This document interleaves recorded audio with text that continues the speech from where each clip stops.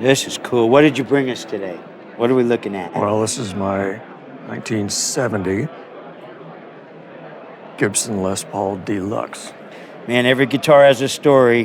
When did you get this? I got it in 1970. I got it from a guy who had bought the guitar and a Camaro at the same time, and he couldn't make the payments on both of them. So my dad bought the guitar, which came with a Gibson amplifier.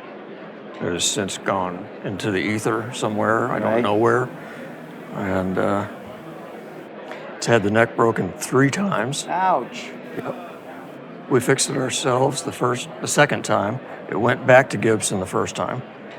And the third time, Fountain City over here did the repair. So it's 50 years old, man. Still play good? Plays great. I knew he was going to say that. Well, normally I keep it set up high for slide, because these are fantastic slide guitars. This is what Dwayne Allman used. I've heard of that guy. Yeah. So you got some gig stories to tell? Well, I know you got some good ones. The second time I was in a little Mexican joint over here, right down here somewhere. Somebody bumped it on the stand just like that, and I was clear across the room, and I could just see it. It was like one of those slow motion movies. It was exactly like that. Yeah. And when it hit the floor into a sea of beer, it snapped in the same exact And that was place. the end of that gig. Yep.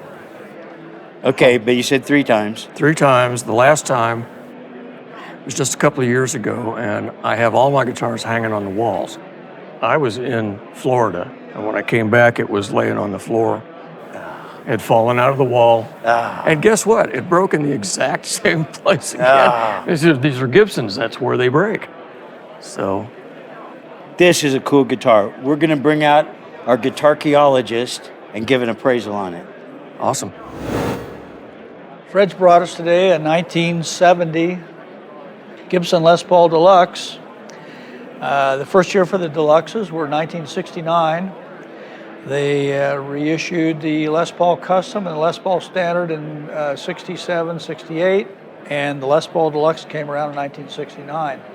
Some of the appointments on this guitar, it has, it's called a gold top finish, and you'll see here where we have some wear on the top where it's greened out. That's because the gold had bronze dust in it to make it a gold from the factory. So this is honest wear from his hand, laying across there. Put your hand across there and show.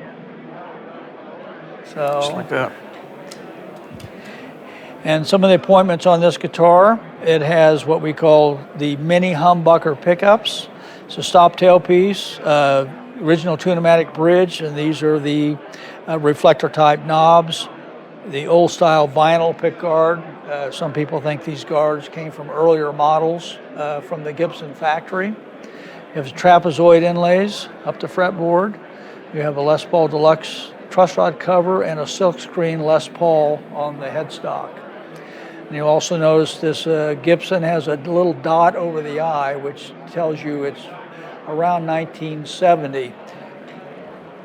And when we took the back plate off the instrument, which is the control panel here, and the pots were dated the 18th week of 1970.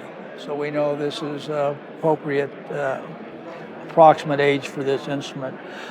Fred told me that the neck had been sent back, or the guitar had been sent back to the factory around 1974, so the neck was replaced. It's had since another headstock fracture, which has been correctly repaired. And the serial number reflects the approximate date of 1973. But since it's a factory replacement, I'm still going to call it a 1970 guitar. So I would appraise this instrument at approximately $7,500 to $8,500, and a good investment. What did you pay for the guitar brand new? My dad paid $600. Very good. And where did you buy that in Kansas City? We bought it from an individual. I suspect that it came from Quigley's. Doesn't surprise me.